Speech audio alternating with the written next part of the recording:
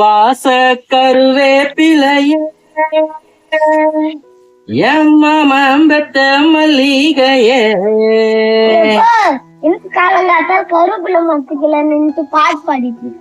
டேய், தினமும் காலையிலேயே இந்த மாதிரி கருவேப்பிலைய 3 கருவேப்பிலைய எடுத்து இப்படி போட்டு சாப்பிட்டா உடம்புக்கு எவ்வளவு ஆரோக்கியம் தெரியுமாடா. இதெல்லாம் உனக்கு எங்கடா தெரிய போகுது சின்ன பைய, சொல்றேன் கேளு. இந்த கருவேப்பிலையில பாஸ்பரஸ், கால்சியம், அயன், மெக்னீசியம், விட்டமின்கள் அப்படின்னு சொல்லி நிறைய ஊட்டச்சத்துக்கள் வந்து இதுல இருக்கு. முக்கியமா விட்டமின் ஏ அப்படிங்கிற சத்து நம்முடைய கண் பார்வை நல்லா தெரியறதுக்கு பயனுள்ளதா இருக்குது இந்த கருவேப்பிலையில, தெரிஞ்சுக்க. அது மட்டும் இல்லாம இந்த கருவேப்பிலையில antibacterial, antiviral, antifungal அப்படிங்கிற பண்புகள் நிறைய நிறைஞ்சிருக்குடா. என்ன ஆண்டி ஆண்டின்ற அம்மா சொல்றான். டேய் கொலகார பாவி, ஆண்டி ஆண்டினா அந்த ஆண்டி இல்லடா.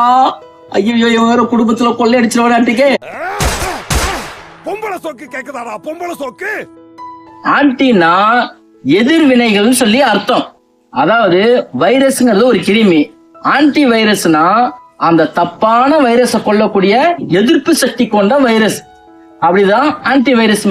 அப்படின்னா ஆன்டி வைரல்னா எதிர்வினை தாக்குதல் பண்ணக்கூடிய நல்ல சத்துக்கள், நல்ல பண்புகள் இந்த கருவேப்பிலையில அடங்கியிருக்கு.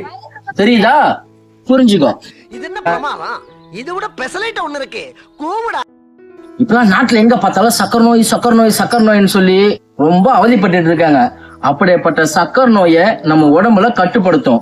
அதாவது ரத்தத்துல இருக்கக்கூடிய சக்கரை அளவை கட்டுக்கோப்பா வச்சுக்கிற ஹைப்போகிளைசிமிக் அப்படிங்கிற ஒரு பண்பு இந்த கருவேப்பிலையில இருக்கு. அதனால நம்ம குழம்புலயோ ரசத்திலேயோ நம்ம போடக்கூடிய கருவேப்பிலைய எடுத்து ஓரமா வைக்க கூடாது. இதோ அங்க அக்கா நிக்கிறல, அவ அப்படிதான் காய்கறிகள் கருவேப்பிலை எதையுமே சாப்பாடுல போட்டுக்க மாட்டான், எடுத்து ஓரமா வச்சுக்கிட்டா. இந்த கருவேப்பிலையில இப்ப எது தெரியுதா எவ்வளவு பெரிய பண்புகள்லாம் இருக்குன்னு தெரிஞ்சுக்க.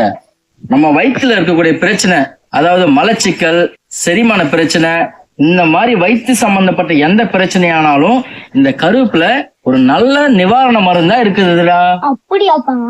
ஆமாண்டா. அது மட்டும் இல்ல, நம்ம வீட்டுல சாம்பார்ல போடும்போது அந்த வாசம் வரும் பாரு, அந்த கருவேப்பிலை வாசம், அதுதான் சொன்ன வாச கருவேப்பிலைன்னு பாட்டு பாடின, தெரிஞ்சுக்க. அப்புறம் இந்த கருவேப்பிலையில நிறைய கரும்பு சத்து இருக்குடா. இப்போ அது கரும்பு சத்து இல்லையா, இரும்பு சத்தியா? டேய் எனக்கு தெரியும்டா, உன்னை டெஸ்ட் பண்ணி பார்த்தேன். பரவாயில்ல, இரும்பு சத்துன்னு கரெக்டா வச்சிருக்க. இந்த இரும்பு சத்து எதுக்கு பயன்படுதுன்னா, நம்ம உடல்ல ஓடக்கூடிய ரத்தத்துல இரும்பு சத்து மிக மிக அவசியம். இல்லைன்னா ரத்த சோகை நோய் வந்துடும். அது மட்டும் இல்லாம இந்த கருவேப்பிலையில இருக்கக்கூடிய இரும்பு சத்து நல்லா தகன்னு முடி வளர்றதுக்கு அவ்வளோ யூஸ்ஃபுல்லா இருக்குது. சரியா? இந்த கருவேப்பிலை நம்ம இந்திய உணவுகளை இல்லாத இடமே இல்லடா. சட்னி, சாம்பார், ரசம் அப்படின்னு எல்லாத்துலேயும் இந்த கருவேப்பிலை இருக்கு.